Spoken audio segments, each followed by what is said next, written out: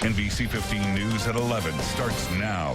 Now at 11, still digging out and days to go. We'll take you to the aftermath of the mega winter storm that slammed the East Coast.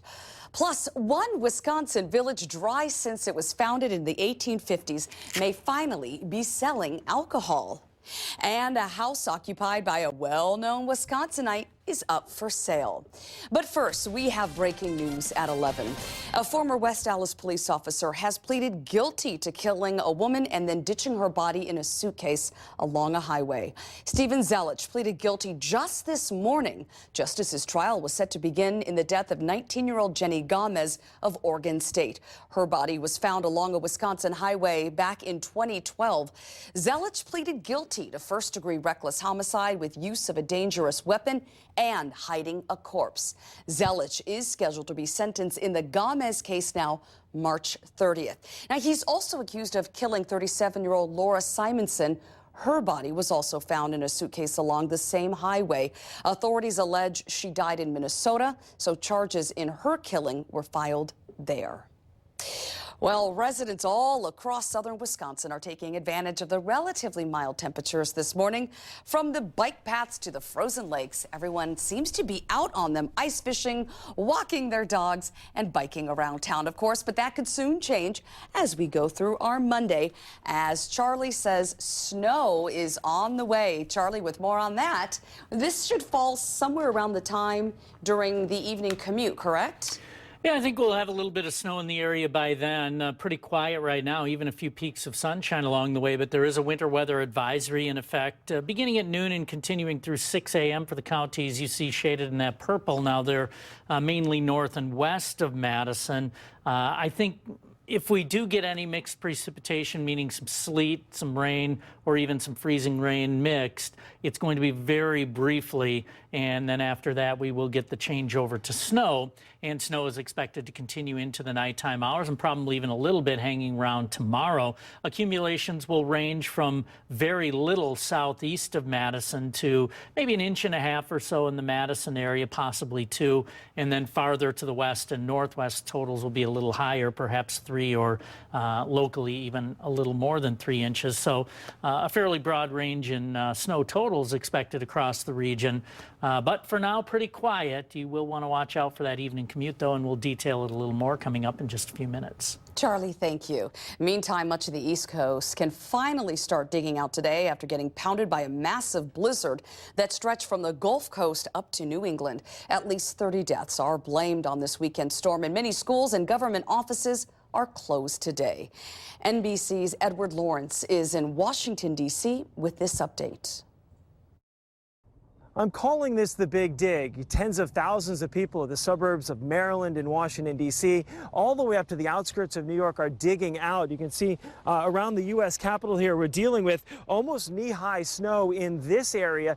Other areas are dealing with 30 inches on the road because plows can't get to it. Still, emergency equipment has to go through that. So in some cases, they're going through 24 inches of snow to get to the emergency. This is a deadly storm. 30 people so far, at least 30 people have died because of the storm, many in traffic accidents. Other folks were killed when they were shoveling snow and had heart attacks. At least one person was hit by a plow. Now, the governor of Maryland says that we're in recovery mode at the moment, trying to get the streets back to normal, get life back to normal. This wasn't just snow. This storm actually hit the New Jersey shore with a lot of water. The flooding that happened in several communities on the New Jersey shore put many people out of their homes. Now, as the water is receding over the next couple days, folks will come back in and assess the damage there. This is the very first storm that ever dropped more than 19 inches of snow in Washington, D.C. and New York City at the same time. Reporting in Washington, Edward Lawrence, NBC News. In our continuing coverage now, the prosecutor in the Netflix hit documentary series Making a Murderer says he'll be writing a book.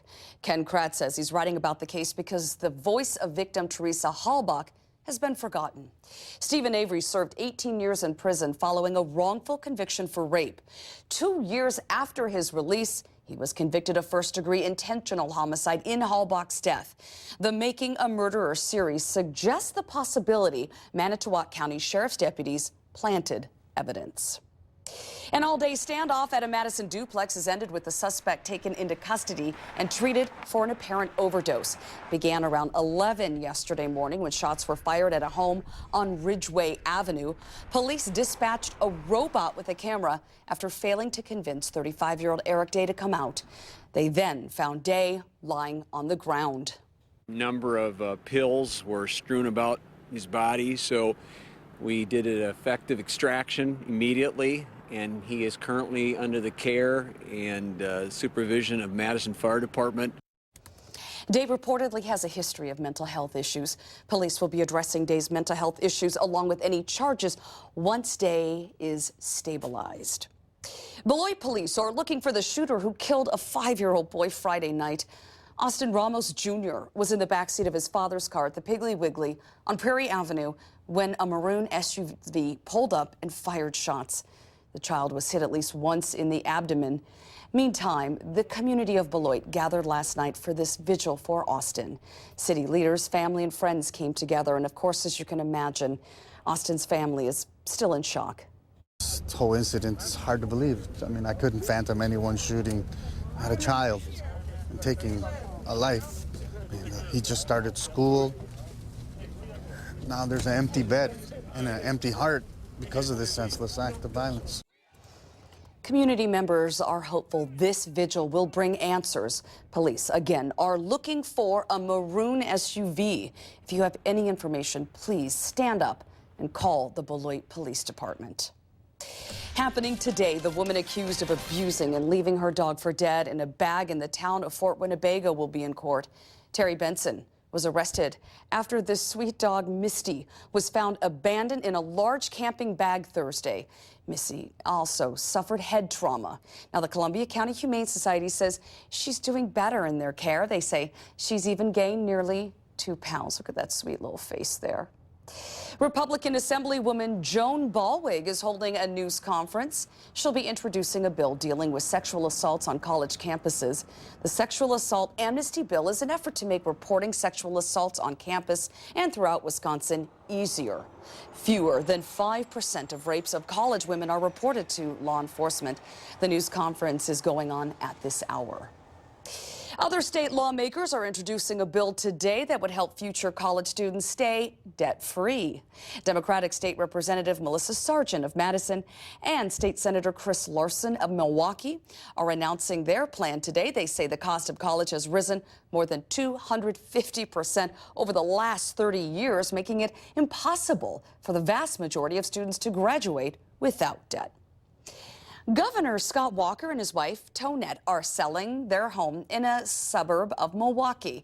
The 2-story, 3-bedroom colonial in Wauwatosa is on the market for $338,000. That's $28,000 more than when the Walkers paid for it back in 2007. Last night, the governor tweeted that with his sons in college, the couple is looking at, of course, downsizing. The home was built in 1924 and has an in-ground pool. Well, the last dry village in the state of Wisconsin may finally sell alcohol. The 300 residents of Ephraim in Door County will be asked 2 referendum questions on the spring ballot. One will be whether to allow beer sales. The other would allow restaurants to sell wine. Alcohol sales have been prohibited since that village was founded back in 1853.